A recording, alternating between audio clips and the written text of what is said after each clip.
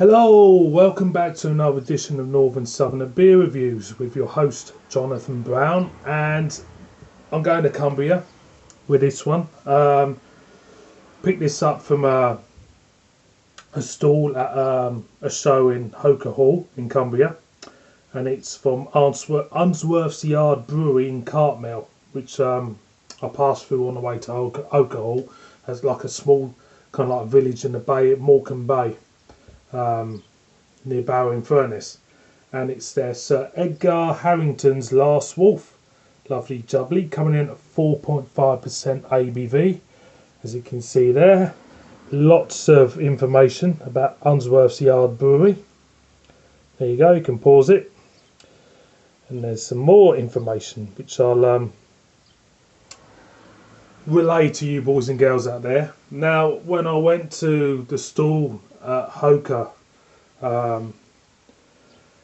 this was the beer the guy was really pushing me. This was the beer they're most proud of.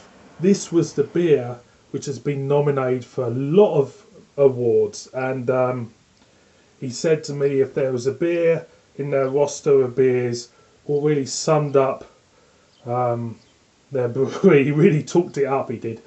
This was the one to have. So I'm hoping I'm going to like this one. I think I will.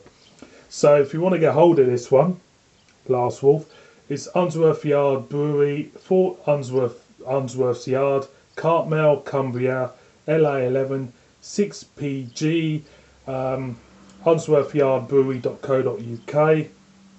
It says here, visit our small brewery situated in the heart of medieval village of Cartmel and overlooked by its magnificent 12th century priory.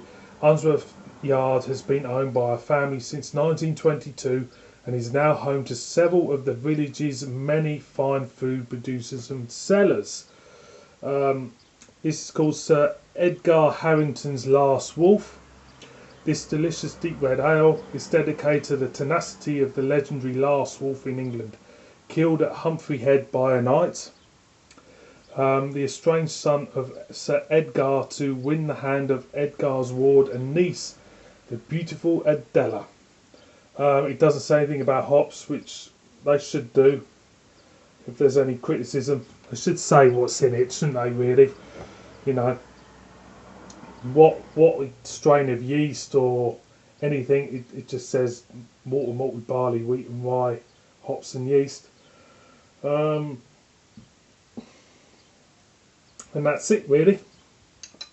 Just crack her open like you do.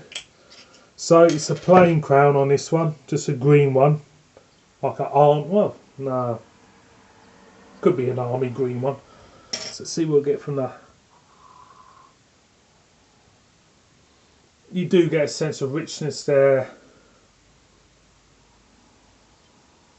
a little bit of roastedness coming through with maybe a dark raisin, dark plum even, prune. A little bit cakey, smells okay. I'm expecting it to come out a little bit dark, and she does. There she comes out.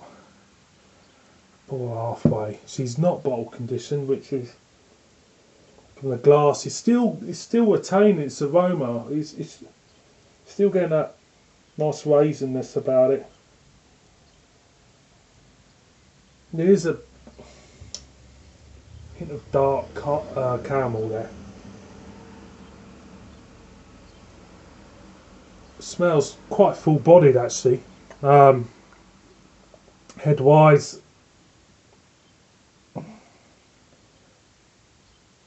nice creamy, I would say creamy white head there.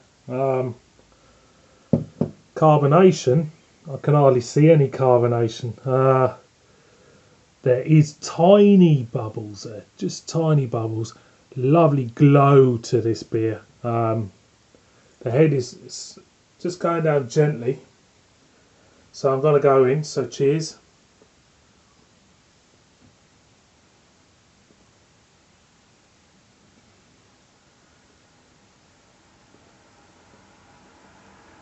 Straight away, you get a smokiness about this beer, like a sooty smokiness, and it's balancing with the raisins. It's balancing with a hint of toffee as well. It's smooth. The back end is not giving me much of anything, just a smokiness. But I must admit, it's really nice. It is. It's cracking beer.